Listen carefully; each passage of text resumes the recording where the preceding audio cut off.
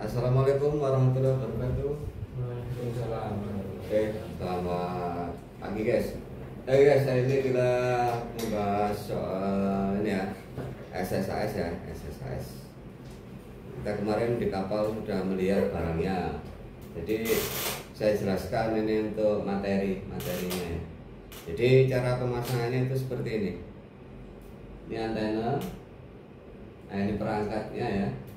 Terus ini junction box-nya, terminal untuk apa namanya? Ini terminal untuk GPS atau apa ini SSAS alatnya, sama itu aja terminal GNSS ya, GPS atau GNSS itu untuk eksternalnya. Terus oversight alat, jadi ini hanya junction box-nya yang dari sini. Ini adalah tombol distress ya, namanya SSAS alat, tipenya IC307. Ini Velcom 19 ya, Velcom 19 ini antenanya. Nah ini power supply-nya, dia menggunakan 12 atau 24 volt DC ya. Ini unitnya tipenya IC2109. Nah ini connect dengan apa namanya, komputer, dibikin komputer ya, ada layarnya. Kalau ini beda dengan Velcom 16 ya. Tapi bisa juga sih dibikinkan layar ya, dibikinkan layar bisa. Ya sama inilah, ini juga dari. Nah yang masalahnya Windows yang mendukung itu adalah Windows XP, Windows apa namanya, Vista sama 7 ini. Kalau di manual booknya loh ya, saya belum coba untuk Windows berapa itu, 13 ya, yang terbaru 11 ya, 13 ya. Nah itu saya belum coba. Untuk ini yang sudah dicoba itu XP sama 7, saya udah coba, ini langsung connect. Nah ini tandanya ini alat ini kalau bekerja normal. Jadi kita pastikan ya, yang ini untuk SSAS alat unit itu satu dipasang di anjungan, satu di ruang nakoda. Ini harus disembunyikan, tidak boleh sembarangan kelihatan ya, harus disembunyikan karena ini untuk marah bahaya. Jadi power supply-nya menggunakan asli bawaannya nih ya, yang orangnya itu PR240. Ini untuk bawaannya full ya. Jadi dia 24 volt ini. 24 volt. Ini biasanya dia AC DC, inputan AC sama inputan DC, outputnya tetap DC. Jadi kalau ada kapal blackout, power supply ini masih berfungsi, tidak ada masalah. Jadi ini tetap nyala, tetap ready. Ini harus ready terus ya. Apalagi dia seandainya ada apa namanya, digunakan untuk LRT juga. Jadi dua fungsi ya. Bisa juga satu fungsi, bisa juga dua SSAS saja bisa, plus LRIT bisa. Ini harus ready terus, jadi nggak boleh mati. Nah saya akan ngasih untuk gambarnya ya, biar jelas.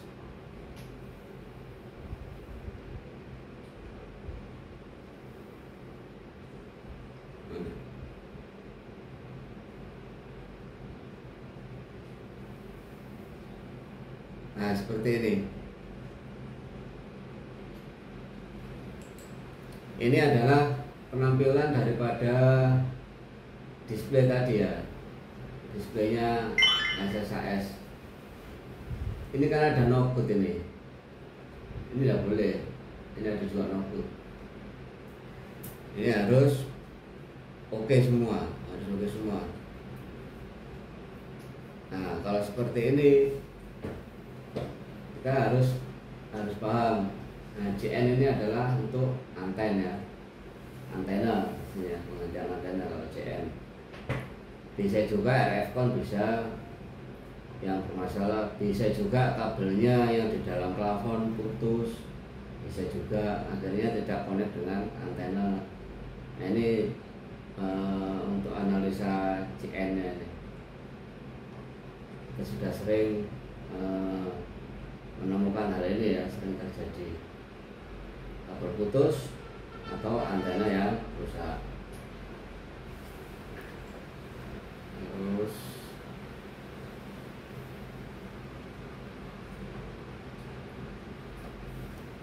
baliknya nggak ada ya.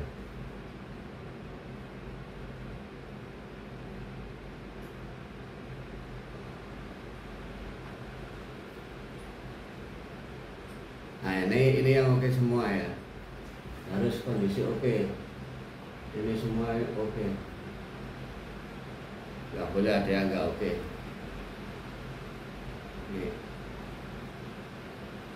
Jadi lintah bujurnya masuk, ini lintah bujurnya ini harus masuk. Ini kalau nggak masuk juga nggak bisa. Terus posisi ini karenanya idle. Ini udah apa namanya login ya, ini loginnya ini bawah. Baik, nggak kelihatan ya.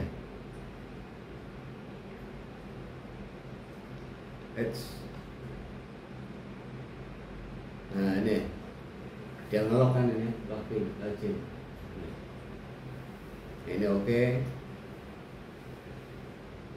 powernya oke, lintah bujurnya masuk, tanggalnya harus sesuai. Ini kalau nggak sesuai juga nggak bakalan bisa login ya.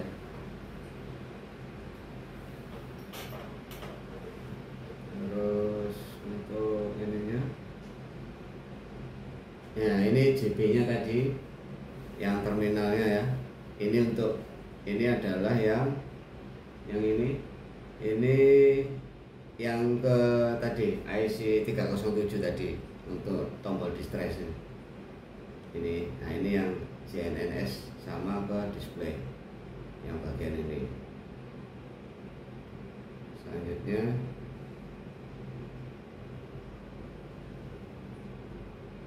untuk alat, untuk ininya. Nah ini antenanya ya. Ini kita pernah bongkar ini karena kemasukan air. Jadi ceritanya antena ini di atas kan, di atas tiang ya, di atas tiang, terus dia keropos. Ini dalamannya, ini kita bersihkan, alhamdulillah belum short ya, belum sampai short. Jadi kita bersihkan, kita keringkan. Ini pernah terjadi pengalaman.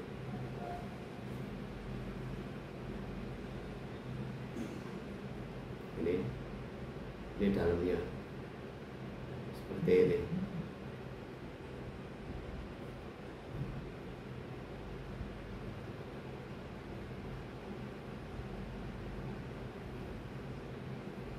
Ini masih dalaman antenanya. Ini posisi pemasangannya ya, di atas tiang. Di sini nih, oh ini speed ini. Nah ini posisi pemasangan antenanya. Semakin tinggi ya semakin bagus, tapi ya semakin menakutkan juga naiknya. Nah ini contoh pemasangannya.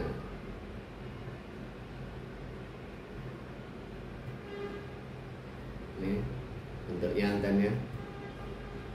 Nah ini JB-nya tadi kan, junction box-nya, terminalnya. Nah ini tombolnya yang dipasang di ruang nakoda atau di tempat yang terbunyi. Satunya di anjungan ya, salah satu anjungan, satu ada dua IC 307-nya.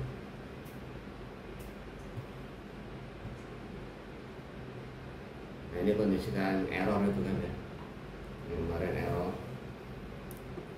Solusinya harus dicek antenanya sama, biasanya kemungkinan itu bisa juga RF con-nya.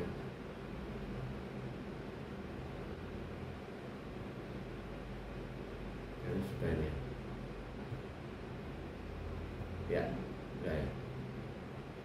Nah itu salah satu contoh-contohnya ya untuk apa perangkatnya tadi yang Telkom 19. Nah untuk ininya cara perawatannya, maintenance-nya itu untuk yang ini, untuk antena ini harus kita laksanakan pengecekan ya.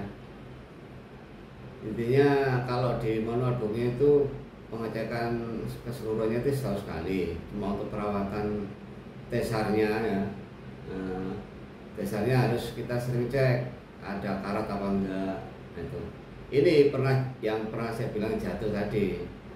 Jatuh ininya akhirnya di bawah, air masuk. Akhirnya apa namanya? Harus kita lepas, kita bongkar, kita bersihkan, kita keringkan. Alhamdulillah masih bisa, pernah ngalami itu. Jadi perawatannya itu aja. Terus ini tidak boleh dicet atasnya ini. Kadang-kadang tuh di kapal itu dicet, kena cat lah. Ini kalau sudah kena cat udah gampang rusak. Sensitivitasnya juga berkurang, gampang rusak, akhirnya mengalami keretakan, nggak redap. Nah, seperti itu guys. Jadi harus dirawat, dijaga ya. Jadi kalau ada apa-apa kan ini yang ditekan, ada perampakan atau kecelakaan, bisa juga pakai laptop ini disetting dulu. Tapi ya karena posisi kan udah otomatis ya, ini bisa dipakai untuk email, mengirim email di tengah laut bisa, atau telek.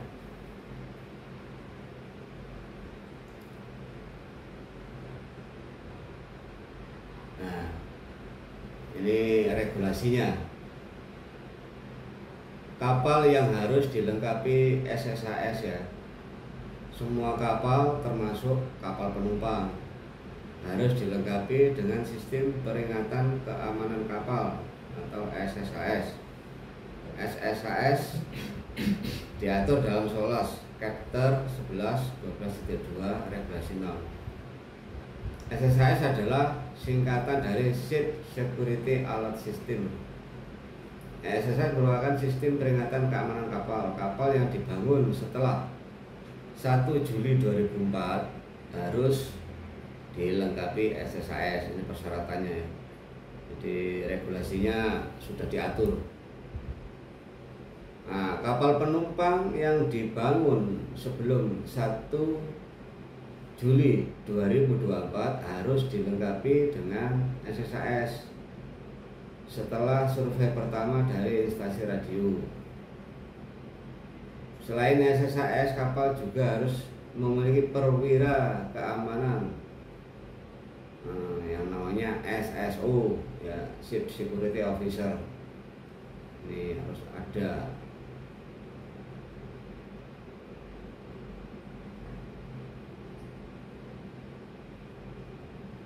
Perwira keamanan kapal bertanggung jawab kepada nakoda dan ditunjuk oleh perusahaan. Tugasnya adalah bertanggung jawab atas keamanan kapal, melaksanakan dan memelihara rencana keamanan kapal, mengkoordinasikan dengan perwira keamanan perusahaan. Ini tugasnya SSO.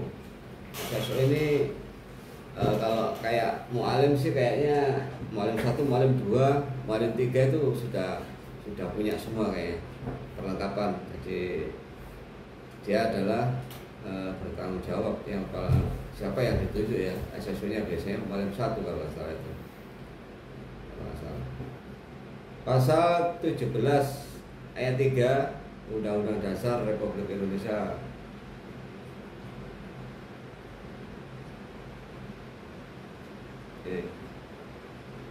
perwira keamanan kapal atau SSO adalah perwira yang bertanggung jawab pada nakoda. Nah, Kementerian Perhubungan untuk ini SSAS diatur dalam SOLAS Chapter 11 tadi ya, 12.2 Regulasi 6 ya. Untuk ini juga sudah tadi yang bertanggung jawab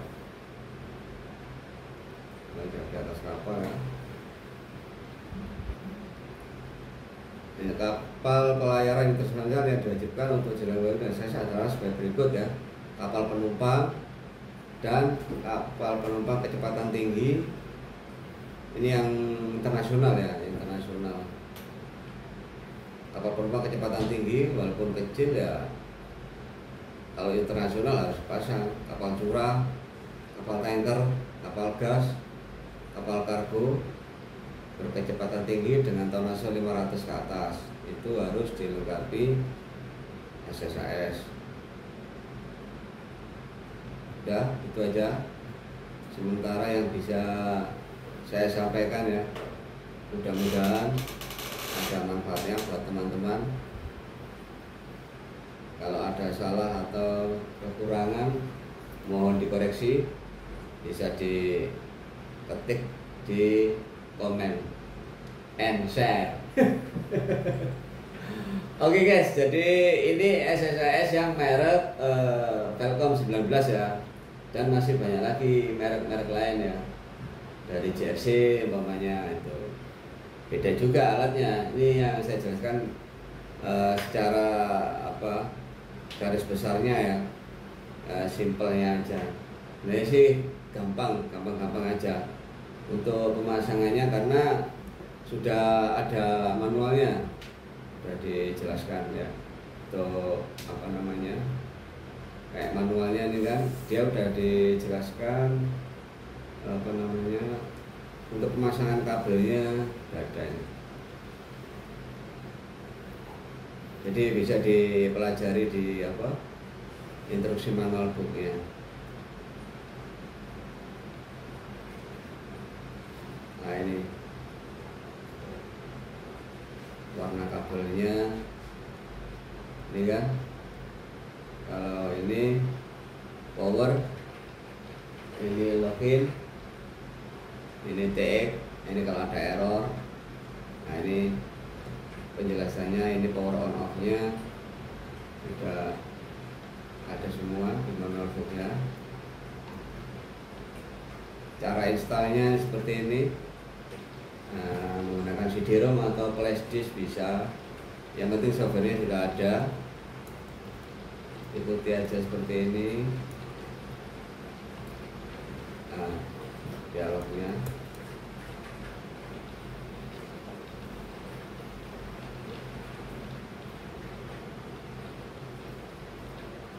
Nah ini menu-menunya.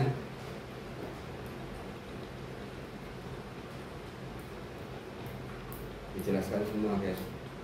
Jadi untuk pemasangan ini kan, ini harus keluar rentang bujur, ini juga harus keluar rentang bujur. Ini kondisi normal ya, standby atau idle ya, itu kita jelaskan tadi.